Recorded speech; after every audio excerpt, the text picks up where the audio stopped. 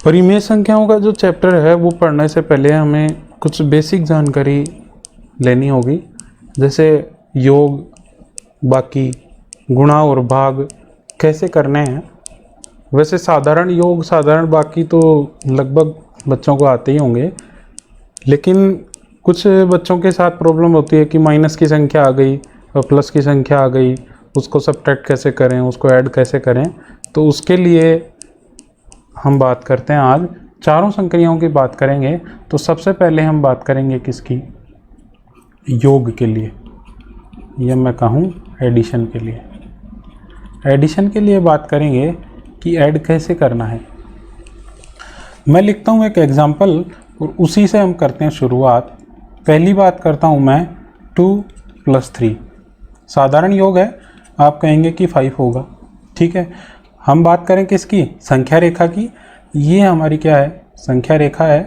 और मैंने कहा कि ये वाला जो पॉइंट है ये 0 है, ये वाला जो है 1 है, ये 2 है, ये 3 है, ये 4 है, ये 5 है, ये 6 है, 7 8 9 10। संख्या रेखा पर ऐसे ही प्रदर्शित करते हैं संख्याओं को। पिछली क्लासों में हमने खूब संख्याएं प्रदर्शित की हैं। ऐसे ये संख्याएं अनंत तक चलती जाती हैं। अगर हम किसको ऐड कर रहे हैं, 2 को 3 में ऐड कर रहे हैं, तो क्या देखेंगे, ये 2 है, इस 2 के बाद कितनी संख्याएं, 3 संख्याएं, कितनी, 4, 3, 4 और 5। जैसे ही हम 2 के बाद 3 संख्याएं ऐड करेंगे तो क्या आने वाला है, 5 आने वाला है। इसका मतलब जब भी हम 2 में +3 करेंगे तो वैल्यू कितनी आ गई, +5 आ गई। ये संख्या रेखा पर हमने ऐड किया, इसको कैसे किया, जब भी 2 में 3 ऐड किया तो 3 संख्याएं आगे चले हम, कितनी, 3, 4 और 5। 3 संख्याएं, एक संख्या, दूसरी संख्या और तीसरी संख्या, 3 संख्या आगे चले तो वैल्यू आ गई कितनी, 5। अब बात करें किसकी, एग्जाम्पल नंबर 2 की। मैं कहूँ 2 - 3 = कितना होगा। अब समस्या हो जाती है कई बच्चों की कि अब 2 - 3 कितना होगा। तो क्या करना है, पहले तो संख्या रेखा पर देखेंगे और फिर जैसे जैसे हम क्या हो जाएंगे, अभी तो हम छोटे हैं, जैसे जैसे हम बड़े हो जाएंगे वैसे वैसे हम क्या करने लग जाएंगे, डायरेक्ट ही करने लग जाएंगे, ठीक है। क्या करेंगे, ये देखो, ये 2 है, इस 2 के में क्या करना है, 3 सब्ट्रैक्ट करना है। तो 3 संख्याएं पीछे चले जाओ, तो 1 संख्या, 2 संख्या और ये तीसरी संख्या। इसका मतलब तीसरी संख्या कितनी, -1। तो वैल्यू कितनी आ गई, -1 आ गई। 3 संख्याएं जैसे ही हम पीछे गए तो हमें पता लग गया वैल्यू कितनी आ गई, -1 हो गई। अब बात क्या ध्यान रखनी है हमेशा, कि बात ये ध्यान रखनी है जब हम ऐड या सब्ट्रैक्ट करेंगे तो जो वैल्यू हमारी क्या होगी, बड़ी होगी। या मैं लिख देता हूँ योग ऑब्लिक बाकी, या कहें सब्ट्रैक्ट, ठीक है।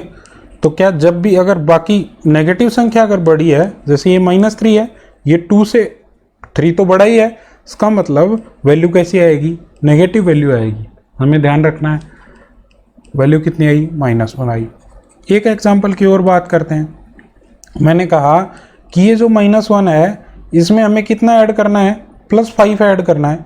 इसका मतलब क्या हुआ कि -1 को पकड़ लो और कितनी संख्याएं आगे चलो, 5 संख्याएं आगे चलो। 5 संख्याएं आगे चलेंगे तो हमें क्या मिल जाएगा, उत्तर मिल जाएगा। कैसे चलेंगे, ये -1 पकड़ लिया हमने, -1 में कितना 5 ऐड करना है, तो कितनी संख्या आगे चले, 1, 2, 3, 4 और ये 5 संख्याएं जैसे ही हम आगे चले तो हमें उत्तर कितना मिल गया, 4 मिल गया। इसका मतलब उत्तर कितना आया, 4 आया। समझ में आ गई बात। अब यहाँ पॉजिटिव संख्या बड़ी थी देखो, और नेगेटिव संख्या छोटी थी, तो वैल्यू कैसी आई, पॉजिटिव आई। यहाँ नेगेटिव संख्या जो थी वो बड़ी थी, पॉजिटिव छोटी थी, इसका मतलब वैल्यू कितनी आई, नेगेटिव आई। तो अब हमें ये पता लग गया कि जब भी हम सब्ट्रैक्ट करेंगे या योग करेंगे तो हम देखेंगे कि पॉजिटिव संख्या अगर बड़ी है तो वैल्यू पॉजिटिव मिलने वाली है, और नेगेटिव संख्या अगर बड़ी है तो वैल्यू नेगेटिव मिलने वाली है। दोनों संख्याएं अगर पॉजिटिव हैं तो वैल्यू पॉजिटिव मिलेगी, ठीक है। अब बात करते हैं एग्जाम्पल नंबर 4 की। मैंने कहा कि ये है -3, ये है, चलो मैं लिखता हूँ -3 और ये है -2।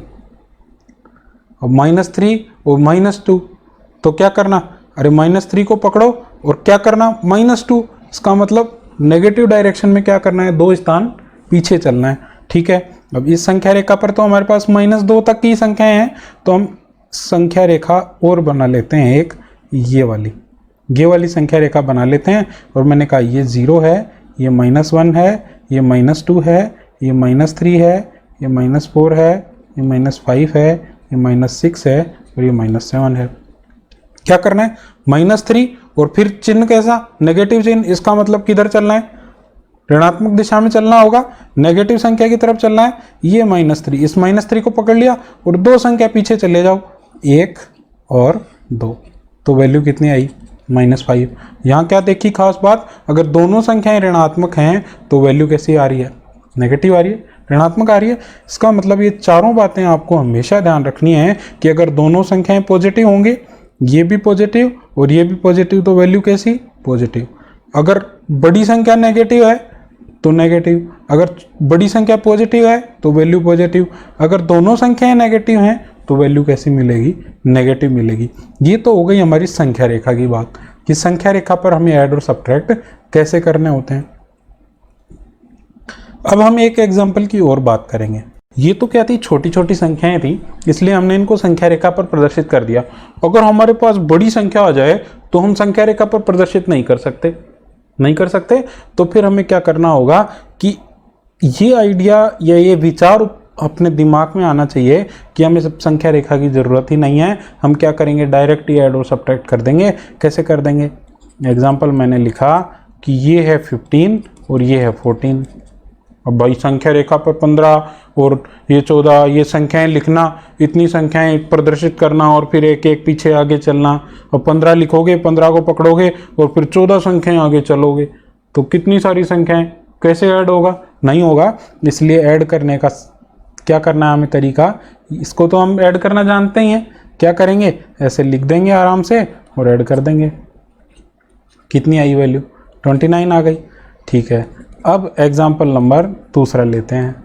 यहाँ तक तो हम डिवाइड करते हैं, ये तो हमने किसकी बात की थी, छोटी छोटी संख्याओं की बात की थी। अब हम बात कैसी करेंगे, बड़ी बड़ी संख्याओं की बात करेंगे। दूसरा एग्जाम्पल लेते हैं हम, 15 - 29।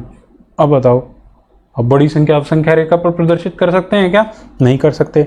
तो क्या आइडिया कि माइनस की संख्या बड़ी है, इसका मतलब क्या आएगा, आएगी तो नेगेटिव वैल्यू ही, नेगेटिव वैल्यू आएगी, पक्की बात है। लेकिन ये तो क्या है, माइनस के 29 हैं और ये क्या है, प्लस के 15 हैं। ठीक है, प्लस के 15 हैं, तो क्या होगा, ये जो संख्या है इसमें से ये क्या होंगे, 15 कम होंगे और जो संख्या बचेगी वो कैसी बचेगी, नेगेटिव वैल्यू बचेगी। तो यहाँ चिन्ह तो पहले ही लगा दो आप, माइनस का चिन्ह हमने लगा दिया।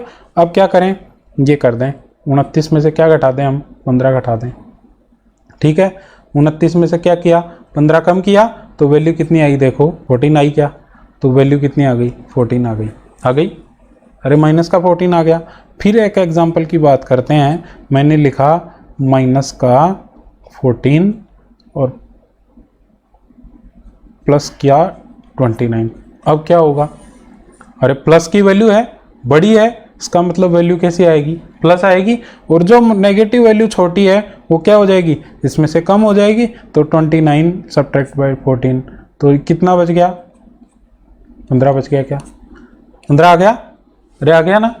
ठीक है, अब बात करें एग्जाम्पल नंबर 4 की, कि अगर दोनों ही संख्याएं नेगेटिव हों, कि मैंने कहा ये -14 है और ये -15 है, तो दोनों ही क्या हो जाएंगी, ऐड हो जाएंगी। लेकिन चिन्ह कैसा आएगा, नेगेटिव का आएगा, क्योंकि दोनों संख्याएं ऋणात्मक है, तो चिन्ह तो पहले ही लगा दिया हमने, नेगेटिव आएगा। और 15 और 14 को ऐड करेंगे तो कितनी आएगी वैल्यू, 29 आएगी ना। तो नेगेटिव माइनस का क्या आ गया, 29 आ गया। ऐसे करेंगे, ऐड और सब्ट्रैक्ट ऐसे करेंगे। ठीक है,